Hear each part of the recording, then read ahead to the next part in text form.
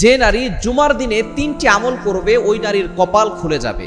নারীর আলহামদুলিল্লাহ অনেকেই এখন আল্লাহর ইবাদত করা শুরু করেছে, তারা আমল করা শুরু করেছে, অনেকেই আলহামদুলিল্লাহ দিনের পথে ফিরে এসেছে। নারীরা যদি জুমার দিনে 3টি আমল করতে পারে আল্লাহ পাক রব্বুল আলামিন তাদের কপাল খুলে দিবেন। কারণ জুমার দিন হচ্ছে leader of the all days, যতগুলো সাপ্তাহিক দিন আছে তার ভিতরে সর্বশ্রেষ্ঠ দিন হচ্ছে জুমার দিন।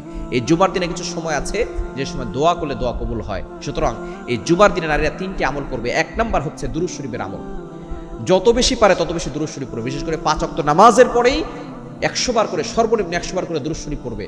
কারণ আল্লাহ পাক রব্বুল আলামিন নিজেই দুরূদ শরীফের কথা বলে দিয়েছেন। কোরআন খুলেন 22 নম্বর পারার 5 নম্বর পৃষ্ঠার 4-5 নম্বর লাইন, সূরা আহজাবের 56 নম্বর আয়াতে রব্বুল আলামিন বলেন, ইন্নাল্লাহা ওয়া মালাইকাতাহু ইউসাল্লুনা আলান নবী ইয়া আইয়ুহাল্লাযীনা আমানু সাল্লু আলাইহি ওয়া সাল্লিমু তাসলিমা। 1 নাম্বার আল্লাহ পাক রব্বুল আলামিন জানিয়ে দিয়েছেন দুরূদ শরীফের আমল করতে হবে। হে ইমানদারগণ, সাল্লু আলাইহি ওয়া সাল্লিমু তাসলিমা, তোমরা নবীর প্রতি দুরূদ পাঠ করো। কারণ আজ শুক্রবারে কিন্তু এই দুরূদ শরীফের আমলটা নবীজির কাছে পেশ করা হয়। আপনি যে আমলগুলো করছেন ফেরেশতারা সেই আমলগুলো দুরূদ শরীফগুলো নবীজির কাছে পেশ করেন।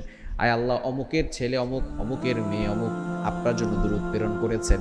নবীজি সাল্লাল্লাহু আলাইহি সাল্লামের কাছে যে যত বেশি দুরূদ পড়বে আল্লাহ পাক রব্বুল আলামিন তার সকল মনের আশা তত বেশি পূরণ করবেন। 1 নাম্বার হচ্ছে দুরূদ শরীফ। 2 নাম্বার আমল হচ্ছে ইস্তেগফার। ইস্তেগফার এতটা ফজিলতপূর্ণ আমল, এটা বলে শেষ করা যাবে না। আল্লাহ তাআলা নিজে বলে দিয়েছেন ইস্তেগফার অনেক উপকার রয়েছে।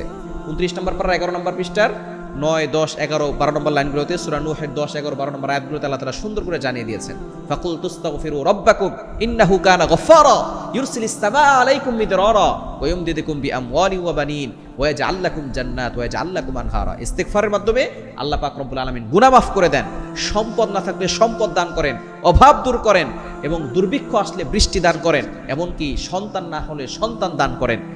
আল্লাহ তাআলা জান্নাত দেন, জাহান্নাম থেকে মুক্তির ব্যবস্থা করেন। সুতরাং ইস্তিগফার আমল কখনো ছাড়বেন না। আরো তাই নবীজি সাল্লাল্লাহু আলাইহি ওয়াসাল্লাম জানিয়ে দিয়েছেন, মাল্লাজিমাল ইস্তিগফার জাআলাল্লাহু লাহু মিন কুল্লি দিকিন মাখরাজা। যে ব্যক্তি ইস্তিগফারের সাথে আঠার মতো লেগে থাকে আল্লাহ পাক রব্বুল আলামিন তার সকল দুশ্চিন্তা দূর করে দেন, টেনশন দূর করে দেন, তার জন্য আল্লাহ তাআলা রাস্তা খুলে দেন, বিপদ আপদ থেকে আল্লাহ তাকে হেফাজত করেন। এজন্য 2 নম্বর আমল ইস্তিগফার, আস্তাগফিরুল্লাহ, আস্তাগফিরুল্লাহ, এতটুকুই পড়বেন, দেখবেন আল্লাহ তাআলা আপনার সকল গুনাহ ক্ষমা করে দিবেন। এবং 3 নাম্বার বেশি বেশি করে দোয়া করবেন। জুমার দিন যে সময়গুলো দোয়া করলে দোয়া কবুল হয় এটা আমরা অনেকেই জানি না। জুমার দিন আপনি বিশেষ করে দুপুরবেলা জাওয়ালের সময় যখন সূর্য হেলে যায় তারপর থেকে